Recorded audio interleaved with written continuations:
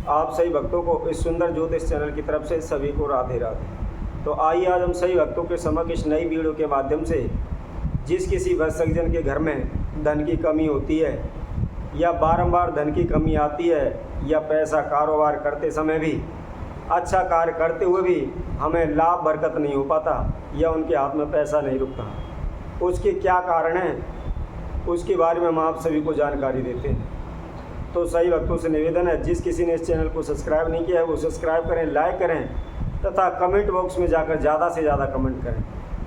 अगर किसी भक्तजन की कोई भी समस्या है, किसी भी प्रकार की समस्या हो, उसके बारे में जानकारी प्राप्त करने हेतु आप हमारे कमेंट बॉक्स में लिखकर भेज सकते हैं। तो आइए हम सभी को बताते हैं कि उनका क्या कारण होता है कि घर में धन की वृद्धि नहीं हो पाती।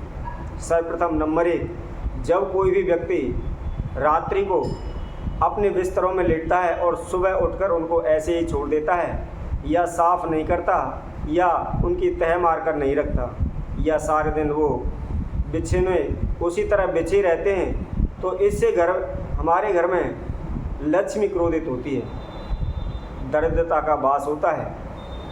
इसी तरह नंबर 2, जो व्यक्ति टूटा फूटा सामान इस्तेमाल करता है या कोई भी फटा हुआ वस्त्र धारण करता है, उससे भी लक्ष्मी क्रोधित होती है, उससे भी अलक्ष्मी का वास होता है तथा माता लक्ष्मी रूठ जाती है। नंबर 3 हम बताते हैं, सुबह घर की सफाई करने के बाद, झाड़ू पोछा करने के बाद जो कचरा होता है उसको साथ के साथ बाहर नहीं फेंकते या घर में ही रखते हैं, तो इससे भी हमारी लक्ष्मी माता रूठ जाती है, इससे भी हमारे घर में धन की कमी होने लगती है। इसी तरह नंबर 4 पर हम बताते हैं, यदि आपके घर में कोई भी अतिथि आता है और उस अतिथि को देखकर आप क्रोधित होते हैं, गुस्सा करते हैं या उसका मान सम्मान नहीं करते, तो उससे भी माता लक्ष्मी क्रोधित हो जाती है और इस प्रकार से घर में धन की कमी होने लगती है। उसी तरह हम आप आगे बताते हैं, नंबर 5, बहुत से लोगों की आदत होती है कि शाम के समय सो जाते हैं, तो इससे भी अलक्ष्मी का वास होता है, कभी भी संध्या के समय में सोना नहीं चाहिए।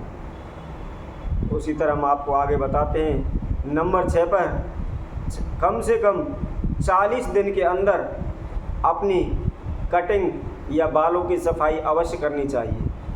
ऐसा ना हो कि 2-2, 3-3 महीने आप अपने बालों को ना संभालें या उनकी सफाई ना करें। इसीलिए यह शास्त्रों अनुसार नियम बताया गया है कि प्रत्येक मनुष्य को 40 दिन के अंदर अपने बालों की कटिंग अवश्य करानी चाहिए। इसी तरह हम आप सभी को बताते हैं, नंबर 7 पर जो कोई व्यक्ति आपने देखा होगा, बहुत से व्यक्ति बैठे बैठे अपने दांतों से अपने नाखूनों को चबाते रहते हैं या काटते रहते हैं, तो ऐसा नहीं करना चाहिए। इससे भी माता लक्ष्मी क्रोधित होती है और हमारे घर में धन की हानि होने लगती है। इसी तरह हम आपको और भी आगे बताते हैं, नंबर 8 पर यदि कोई भी औरत है वह रसोई घर में चप्पल जूते पहनकर कभी भी खाना ना बनाए, या जैसे आपने देखा होगा कई स्त्रियाँ ऐसी भी होती हैं कि खड़े खड़े अपने बाल काटती हैं, बालों को बांधती हैं, तो ऐसा नहीं करना चाहिए। हमेशा बालों को बैठकर ही बांधना चाहिए। आगे हम नंबर 10 पर बताते हैं, अगर आपके घर में कोई भी साधु सन्यासी आपके गेट पर आता है या कोई भी भिखारी आपके गेट पर आता है, तो उसे धुतकारें नहीं, उसे चिल्लाए नहीं, वैसे ना भगाएं। आपकी श्रद्धा हो तो उसको कुछ दान के रूप में अवश्य दें। अगर आप कुछ दे नहीं पा सकते या आपके घर में कुछ नहीं है, तो भी आप उस साधु के हाथ जोड़कर विनय करके प्रार्थना करके उसको आगे भेजें। कभी भी साधु सन्यासी को रुष्ट करके अपने घर से ना भेजें, क्योंकि ऐसा करने से हमारी माता लक्ष्मी क्रोधित होती है, विष्णु भगवान क्रोधित होते हैं।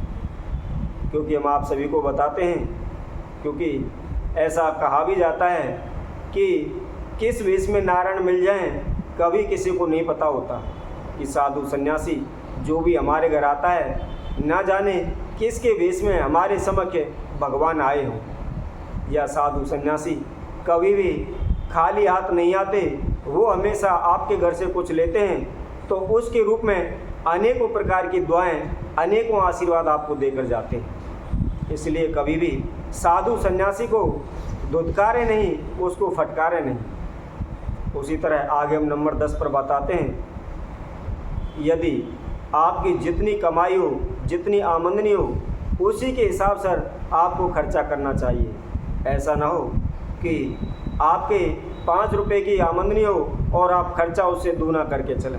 हमेशा अपनी आमदनी के हिसाब से ही खर्चा करें, उससे अधिक ना करें। ऐसा करने पर भी हमारे घर में धन की बरकत होती है तथा बचत होने लगती है। नंबर 11 पर हम बताते हैं, यदि कोई भी मनुष्य या कोई भी व्यक्ति मंदिर में पूजा पाठ करने जाता है तो कभी भी खाली हाथ न जाए तथा पूजा पश्चात करने के बाद अपने घर आते समय घर के अंदर भी कभी भी खाली हाथ नहीं आना चाहिए। अगर कुछ ना हो सके तो फूल, पत्ते या कुछ भी अपने हाथ में लेकर आएं। कभी भी मंदिर से आते हुए अपने घर में खाली हाथ प्रवेश ना करें, क्योंकि कहते हैं यदि आप मंदिर में पूजा पाठ करके अपने घर फूल, पत्ती, हरा भरा कुछ भी लेकर आते हैं तो उस घर में धन धान की वृद्धि होती है तथा उस घर में वंश की वृद्धि होती है। वह घर हमेशा फलता फूलता रहता है।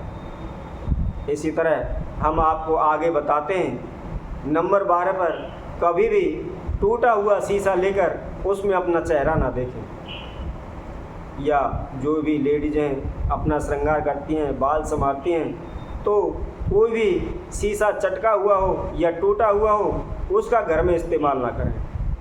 यदि घर में कोई शीशा चटक जाता है, टूट जाता है, तो उसे तुरंत घर से बाहर निकाल दें। इसी तरह नंबर 13 पर हम आपको बताते हैं, कोई भी व्यक्ति जिस समय भी खाना खाता है सर्वप्रथम एक टुकड़ा उसमें से तोड़कर अलग रख दें और खाना खाने के पश्चात या खाना खाने से पहले उस टुकड़े को कोई भी कुत्ता, बिल्ली जो भी है उसके समक्ष डाल दें। ऐसा करने से माँ अन्नपूर्णा हम पर प्रसन्न होती है और हमारे घर में हमेशा अन्न का भंडार भरा रहता है। उसी तरह नंबर 14 पर हम बताते हैं कि हमेशा अपने भाग्य को बनाने के लिए चांदी का छल्ला अपनी उंगली में धारण करना चाहिए।